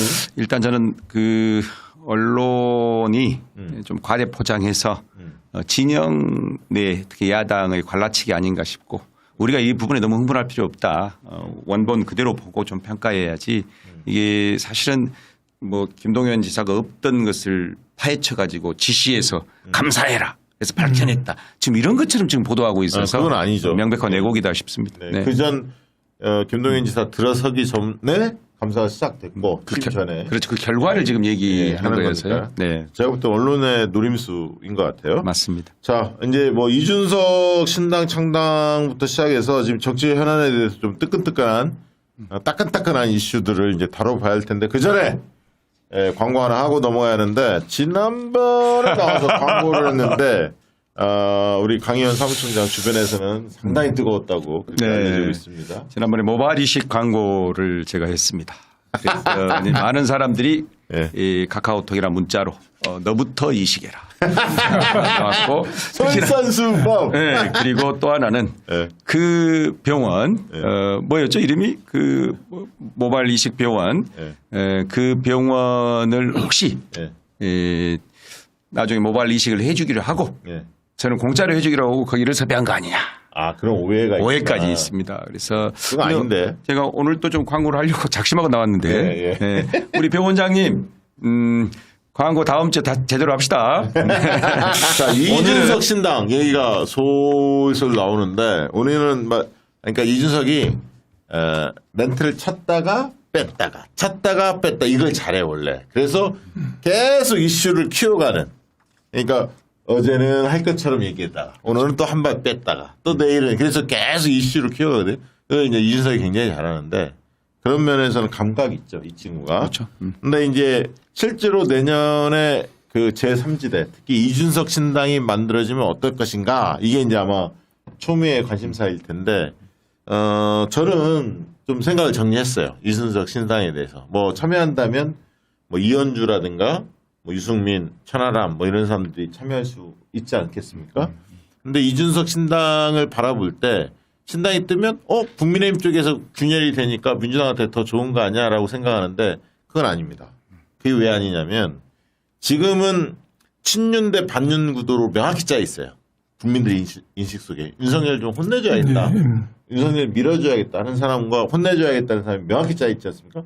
그럼 친윤은 대개 30에 35 정도 있고 반윤이 한 60%가 있는데 이 반윤의 사람들의 마음은 민주당으로 다 향하고 있거든.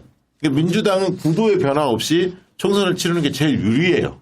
왜냐하면 그 반윤 성향에 있는 사람들은 민주당이 좀 못 믿어도 이번에는 윤석열 혼내기 위해서 민주당한테 힘 다 몰아줘야 돼라고 생각을 하고 있던 차에 이준석 신당이 만들어지면 그게 보수 신당이라 하더라도 거기는 명확하게 반윤을 선언할 겁니다.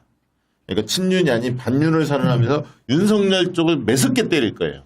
그러면 이 반윤 신당, 반윤 정서에 모여있는 이 60% 중에서 비민주 성향, 평소에 민주당을 별로 안 좋아했는데 반윤 때문에 가 있는 이게 한 15% 가까이 되거든. 이런 층이 움직일 수가 있어요. 충분히. 그렇죠. 그리고 2030 남성들도 마찬가지고요. 그래서 저희가 조사해보면 보수층 조사해보면 보수층 중에 30%가 반윤입니다. 국민의힘 지지층으로 좁히면 보수층 중에서 국민의힘 지지하지 않는 분들도 있으니까 국민의힘으로 좁히면 20%가 반윤이에요.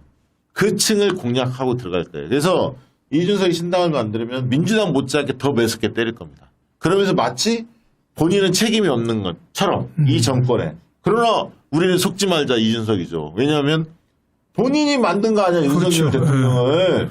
윤석열 정권의 출범에 가장 책임이 큰 사람이 이준석이에요. 그리고 안철수고. 그렇지 않습니까? 우리가 알고 있고. 그래서 언론이 이준석을 계속 띄운다고. 이 구도를 흔들기 위해서. 아까 제가 얘기했듯이 이게 국민의힘에만 악재가 된다고 판단한다면 그렇게 안 띄우죠. 그런데 왜 띄울까요? 그거는 민주당 흔들기 아주 좋단 말이에요.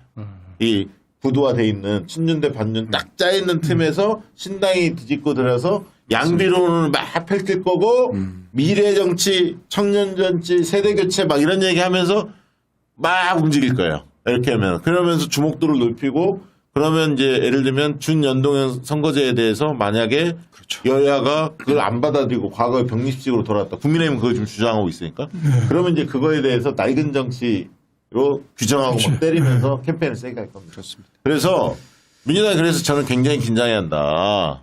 국민의힘도 마찬가지야. 민주당도 긴장해 혁신 경쟁으로 들어가야 한다. 공천 혁신, 인재 영입, 그리고 야성을 회복해서 주어진 과제들 강대강 대결이기 때문에 여기서 완전히 지금 코너로 몰아넣은 윤석열 정권을 탄핵이나 뭐 해야 할 일들이 있지 않습니까? 그래서 민주당이 이준석 신당이 뜬다고 해서 뭐 보수가 또 나눠지면 우리 좋지 이렇게 생각해서는 오판하는 거다. 저는 그 얘기 꼭 드리고 싶더라고요. 저도 박 대표님하고 생각이 같아요. 지금 단순히 이게 보수의 분열이 아니고요. 자칫하면 긍정적 분화가 될 수도 있어요.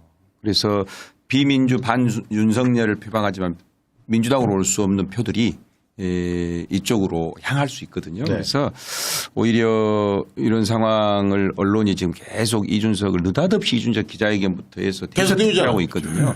눈물 막 그렇습니다. 쇼를 하잖아. 네, 명분 축적하려고. 저는 이준석의 기획 플러스 더 이상 윤석열 정부의 어떤 이 파국으로 오른 윤석열 정부를 통제 제어가 불가능한 이 보수 언론들의 공동기획이다.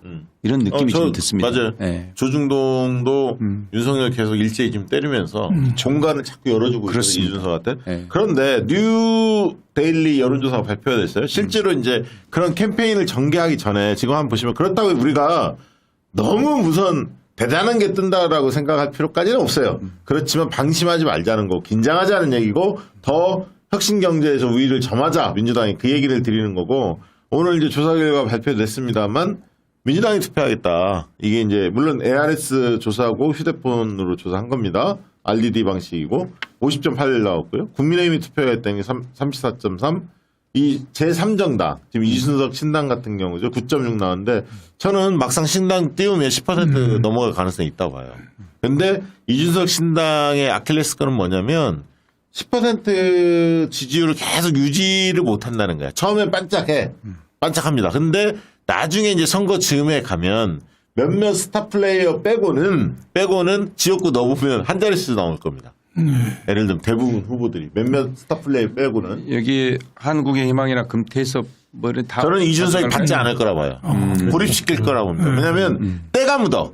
양양자 지금 자기 지역구에서도 뭐 저기 꼬라비인데 저 뒤쳐져 있는 저런 사람들이 무슨 상품성이 있어? 금태섭이 무슨 상품성이 있습니까? 이준석 입장에서는 저거는 가만히 놔둬도 고사가 된다. 오히려 그쪽에 기웃거렸던 인사들 중에서 괜찮은 인사는 다 우리 쪽으로 올 거다. 이렇게 생각할 거예요.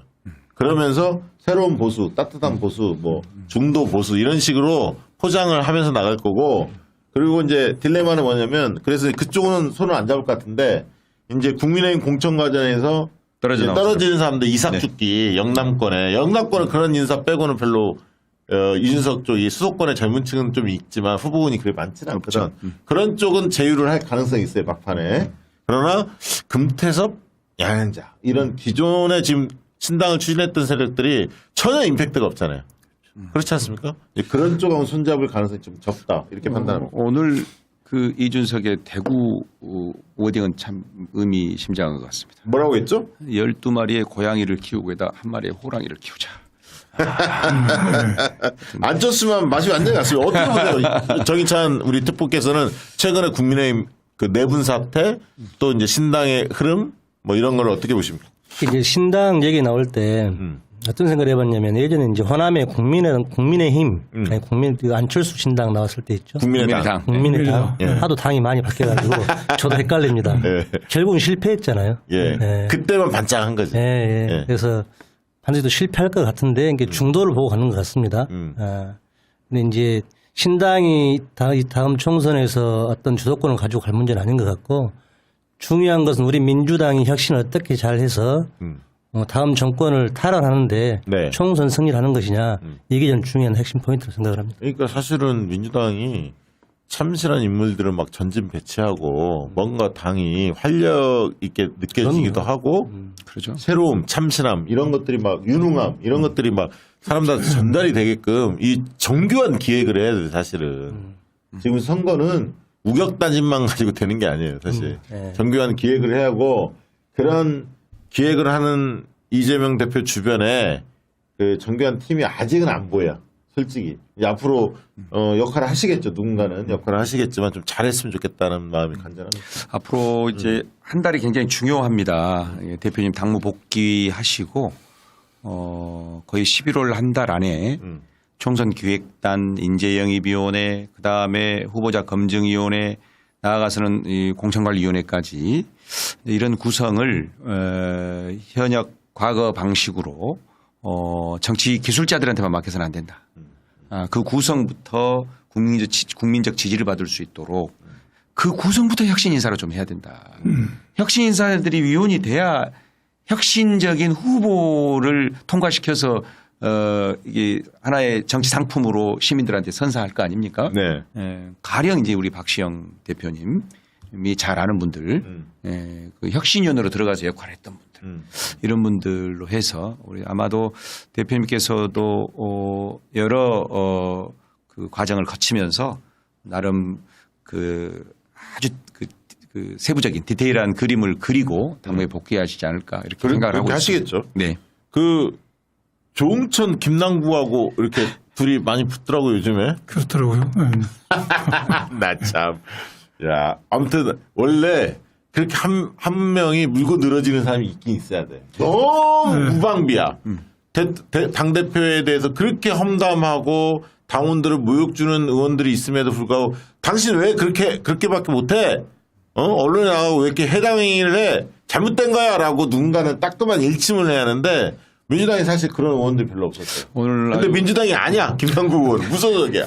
오늘 우리 김남국 의원의 그 반응이 아주 좀 정교했습니다. 오늘 논리가 탄탄해. 저는 통쾌했어요. 왜 자꾸 남의 당 일에 관여하느냐 이렇게 얘기했더니 야 어떤 국회의원을 비판하는 것이 당무 관여라면 윤석열 대통령을 비판하면 국정 관여냐? 조 바이든을 비판하면 그러면 내정 가슴이냐? 이게 김남국 의원이 고향이 전라도입니다. 광주 사례지고등학교 살레시오 출신인데 이런 투로 아마 그래서 남구가 내일은 이것을 전라도 보조도로 다시 한번 올려주라. 통쾌했어. 왜냐하면 나는 진짜 그게 열받더라고. 그게 이제 민주당 지지자들이 가장 바라는 지점이죠. 그렇게 좀 세게 말할 수 있는 사람들. 아니 그리고요 중진 의원들 중에서 그런 기강을 잡는 사람들이 있어야 하거든. 옛날에 그렇죠. 뭐 이해찬 대표나 뭐 이런 분들이 있었잖아요. 그렇죠. 지금 없다 보니까 이렇게 활동을 뒤에 이제 물러나가 계시다 보니까 완전 개판이야 이거를. 제가 볼 때는 모두 다 총선 걱정입니다. 공천 탈락할까 걱정. 행여 경선을 통과해가지고 후보 자격은 있지만 컷오프 안 되고 경선에서 가서도 이게 이길 것인가 걱정.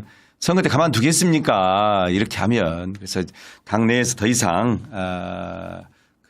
제가 말씀드리는데 오전마다 꼭 방송에 나오셔가지고 하루 시작을 힘들게 하지 않았으면 좋겠습니다. 제가 언론사 제가 이 얘기를 했잖아요. 네. 당 대변인하고 그다음에 공보팀이라든가 특히 이제 사무총장이나 이런 쪽에서 뭘 얘기를 하냐면 CBS나 BBS 막 이런 아침 방송 있잖아. YTN 이런 등등에 공문을 보내야 돼. 뭐냐 항의를 해야 돼. 그러니까 당의 분포가 가결파 부결파가 1대1 구도가 아니잖아요. 뭐 4대1 5대1 구도 아니니까. 네. 그러면 마이크를 물리는 사람을 그 비중을 반영을 해야지 1대1로 붙이면 어떡해. 그리고 뭐 신경민 막 이런 사람들 있지 않습니까? 민주당인지 아닌지도 모르겠어. 이런 사람들을 자꾸 등용을 시킨다고. 그러면 여기에 대해서 당이 공식적으로 해야 돼. 왜냐하면 현실적 어느 정당이나 개파들이나 정파적인 게 있는 건데 그러면 당내 그 분포들을 반영해서 사람을 섭외해야 하는 것이지 이게 말이 되냐. 아니, 상대당 후보가 나와가지고 토론을 하는데 의견이 일치해. 논쟁이 없어요. 서로가 오히려 내부에서 더 많이 민주당을 뭐라 해. 그래서 볼 때마다 아마 얼굴 가리고 목소리 변조하고 그다음에 밑에 당명 가리면 누가 국민의 이미지를 분간을 못할 정도입니다. 그래서 이런 것에 대해서는 언론 지금 패널 출연에 비대칭돼 있다. 이것은 당뿐만 아니라 기왕에 계속되면 저희 더민주정부 혁신위에서라도 이거 좀 안 된다. 이거를 나는 솔직히 얘기해서 이런 거는 굉장히 중요한 거예요, 사실. 방송에 나가는 사람들을 그렇죠. 민주당 예, 정체성이 예. 맞는 사람들은 그건 바로 잡아줘야 하거든. 그걸 뭐 누구를 하라 이렇게 얘기는 안 하지만 실제로 알고 있기 때문에 항의를 하면 제가 이제 물어보니까 항의를 계속 하잖아요. 그럼 신경을 쓴다는 거야. 신경 쓰고 바뀌긴 합니까?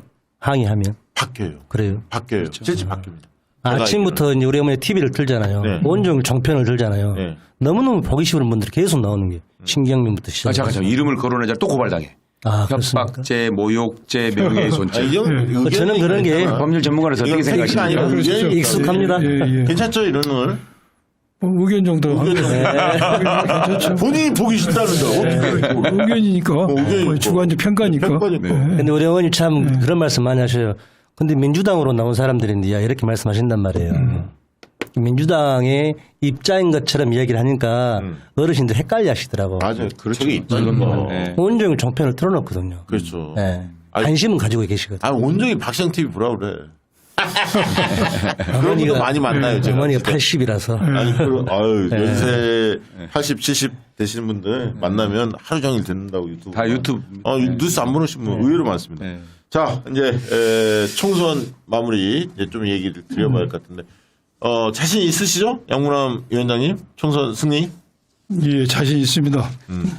뭐 어떤 보관이 있다면 뭡니까? 보관은 비밀이니까 말할 수 없습니다. 이거 비밀입니다. 한 방 먹였습니다. 질문 자체가 잘못됐어요. 난 이런 발언이 나오길 바랐어. 그랬어요. 진짜로. 우리 정희찬 후보 예. 어떻습니까 이번에? 자신 있습니까? 전 당연히 자신 있죠. 네. 후보가 7명인데요. 네. 7명 중에 제가 제일 젊습니다. 젊다는 것이 100% 좋은 건 아닐 수 있지만 네. 무기는 될 수 있다고 생각을 합니다. 그리고 지역에서 이제 쭉 현장을 다녀보면 딱 두 가지 말씀하시거든요. 네. 젊은 사람이 좀 제대로 정치 좀 해봐라 그런 얘기 하는 하죠. 거고, 예, 제대로 합니다. 그리고 두 번째는 그래도 힘 있는 사람이 있었을 것인데 전라도 말로 이렇게 하거든요. 그렇죠. 예, 근데 이걸 극복할 수 있을 것 같습니다. 그거 당대표 특보잖아. 그러니까 이거는 제가 혼자 하는 게 아니고 정치를 혼자 하는 게 아니잖아요. 네.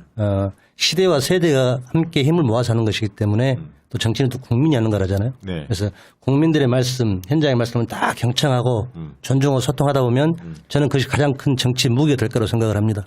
반드시 승리할 수 있습니다. 생략된 게 있는데요. 네. 전제 조건이 하나 있습니다.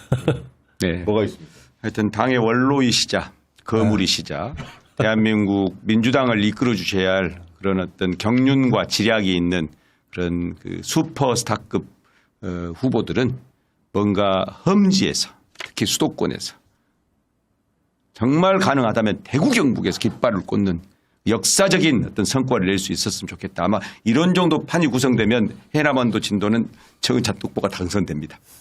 여기까지만 얘기하겠습니다. 내일부터 아마 박지원 원장이 강연 3초제 많이 적용하겠는데. 네. 자, 저희가 이번 주 토요일에 회원의 날 하는데 다 이제 모집이 마감됐습니다. 그래서 이제 아마 접속해서 막 신청하려고 해도 잘 안 될 텐데요. 양해 부탁드리고요. 저희가 이제 내일 방송은 낮 방송에 김태형 수장님하고 허성무 전 창원시장이 성산에 도전을 해요. 강기훈 지역. 이 지역이 굉장히 중요합니다. 노동자 밀집 지역이고 창원에 5개 선거구가 있는데 여기서 반드시 성산에서 이겨야 합니다. 사실. 그래서 그 중에 창원의 시인들 중에서 가장 존재감이 센 분이 바로 허성무 전 창원시장이고 창원시장 시절에 아주 일을 잘했어요. 그래서 내일 이제 모시려고 합니다. 김태형 수장하고 전 창원시장인 허성무 창원시장 모시고 내일 2시에 방송 진행하고 저희 뭐 저녁 방송 7시에 있고요. 자, 홍보 말씀 있습니까? 네. 광고 하나 드리겠습니다. 네. 광주 시민 여러분, 오늘 저 광주 서구울 양부남 우리 민주당의 법률위원장님을 모셨습니다. 제가 오면서 한 후배에게 양해 전화를 하고 왔습니다. 네. 광주 서구울의 제 후배이자 학생운동 동지인 최혜용 시민운동했던 후보가 출마했습니다. 아, 그거 알죠? 네. 네. 그래서 제가 양해를 구했습니다. 그래서 오늘 항의 자료를 많이 받았습니다. 혜용아, 너 곧 나온다 얘기. 아까 오면서 우리 큰형님이신 우리 양문화 위원장님이 나 오늘 나왔으니 회영이도 한번 불러주시게 이렇게 했습니다. 그래서 좋은 의미로 다음에 제가 결정하죠. 네, 박시영 TV의 위너 프로젝트에 우리 최혜영 동지를 한번 모시겠습니다. 광고 드렸습니다. 네. 혜영아 내일 볼 수 있지? 네, 좋습니다. 뭐 다양한 그 지역 내에 경쟁자 중에 또 좋은 분들이 선의에 경쟁하는 지역들도 많이 있어요. 네. 제가 몇 군데 압니다. 근데 그런 지역들은 다들 소개해주면 좋죠. 박사농 살인이님, 양문화 위원장님, 한동훈 머리숱 많았네. 이거 많은 분들 궁금해. 그 아는 범인에서 얘기를 해주세요. 오늘 그것만큼은 좀 제대로 한동훈 장관이 예. 그 가발을 썼다는 사실을 전혀 몰랐고 옛날에 몰랐어요? 전혀 몰랐죠. 전혀 몰랐고 그럼 지금 알았다는 얘기네요? 지금도 저는 이거 언론에 보도되는 거 예. 그거 이상은 아는 바가 없어요. 예. 저 상상도 못했어요. 그랬군요. 예. 완벽한 가발이라는 얘기네요. 그러면 가까이서 봐도 안 보이는. 아니 가발인지 뭔지 언론에 보도된 거 외에는 저는 아는 바가 근데 없는데 지금 정확히 아는 거는 본인이 실토를 안 했으니까 그렇죠. 알 수는 없지. 근데 언론에 많이 보도가 그런 그렇죠. 의혹들을 현직에 있을 제기하죠. 때 가발을 썼다는 그 상상을 못했죠. 한동훈 장관님이 이게 진짜 가발이라면 저한테도 그 가발 회사를 꼭 알려주시기 바라겠습니다. 굉장히 좀 자연스러워요. 아주 자연스러운 100% 거죠. 당선이죠, 저는. 100% 당선. 전혀 알 수 없었다는 거 자연스럽다는 거죠. 네, 그 얘기죠.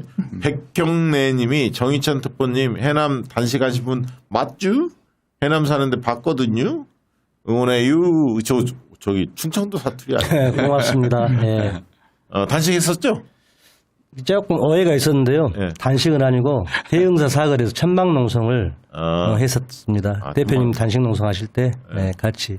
또 우리 서승만 박사님, 서승만 TV에서 정희찬은 찐이다. 같이 뭐 경북에서 지원활동. 지난 대선 때, 유세 때. 예, 대선 때 경북이 험지라 그래서 네. 그래도 그나마 조금 재밌는 사람이 누구냐 해서 서승만 박사님이랑 같이 경상북도로 한 10일 정도 돌았습니다. 저는 그 분위기면 당선될 줄 알았습니다. 그때 아주 분위기가 좋았었거든요. 네. 서승만 박사가 휘젓고 다니면 확실히 먹혀요. 네. 어르신들이 너무너무 좋아해요. 네, 특히 5일장 이런 데서 어르신들이 아주 좋아하십니다. 예. 지난번에 제가 조상호 변호사 뭐 행사도 같이 가봤는데 호남 해양후에. 호남에 갔는데 네. 아무튼 막 난리가 납니다. 그 근데 20대, 이제 70대 분들. 맞습니다. 원래 이제 이번 출판 기념회 서승만 박사님 오시기로 하셨거든요. 네. 배신을 때렸습니다. 배신이 아니고 다른 일정들이 겹쳐가지고 예. 저희가 출판 기념회가 연기가 됐잖아요. 네. 대표님 단식 때문에. 예. 그래서 일정 원래는 오시기로 하셨는데 못 오셔서 지금 해남 분들, 완도 분들, 진도 분들이 많이 보고 싶어 하시는데 좀 안타깝습니다. 네. 뭐야 저거.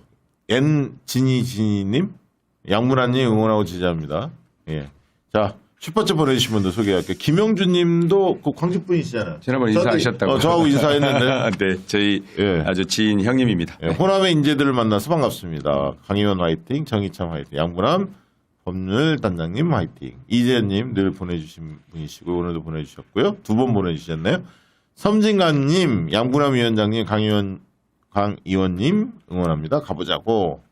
분노의 똥침님, 우리 저 광주 서구을 의원되실 양문함 후보님 격하게 응원합니다. 출퇴근 시 걸어놓으신 플랜카드 볼 때마다 기분이 참 좋습니다. 꼭 밥갈이 많이 해서 국회에 입성하도록 하겠습니다. 저분은 아마 양문함 변호사 사무실의 직원 같습니다. 저도 그런 느낌이 들어요. 골드 마운틴님, 큰 돈 보내주셨네요. 10만 원. 으라차차 정희찬 파이팅입니다. 저 지인 아닙니까? 저 정도면 지인 같은데. 강병국님,도 두 번 보내주셨네요. 강병국 TV. 무안군 의원이시라고 하네요. 예. 예. 큰 돈 보내주셨네요. 차기 무한 군수 되실 것 같습니다. 그래요. 우리가 이재명이다. 으라차차! 정희찬 화이팅. 혁신하자고님도 저 광주 분이잖아요. 네, 맞습니다. 정희찬 응원합니다. 네, 감사합니다. 제가 그날 연설 했었잖아요. 네, 정치 연설. 반응 어땠습니까? 소리만 질렀다. 아닙니다. 전혀 그런 게 아니라 지역구를 어디로 나가느냐고. 그렇습니다. 네. 자, 이 위너 프로젝트는 우리 신인들한테 마이크를 주는 유튜브들이 그렇게 많지는 않아요. 사실 왜 그러냐면 정치 신인이 나오면 아무래도 낯설기 때문에 조회수나 이런 것들이 많이 이렇게 좀 떨어져요. 기존에 늘 나오는 분들에 비해서. 그래서 아마 유튜브들이 뭐 물론 이제 강의원 사무총장은 이제 많이 알려져 있기 때문에 좀 편한데 그렇게 해서 이제 신인들 자리가 잘 마련이 안 되는데 저희는 아마 총선 때까지 끝까지 해보겠습니다.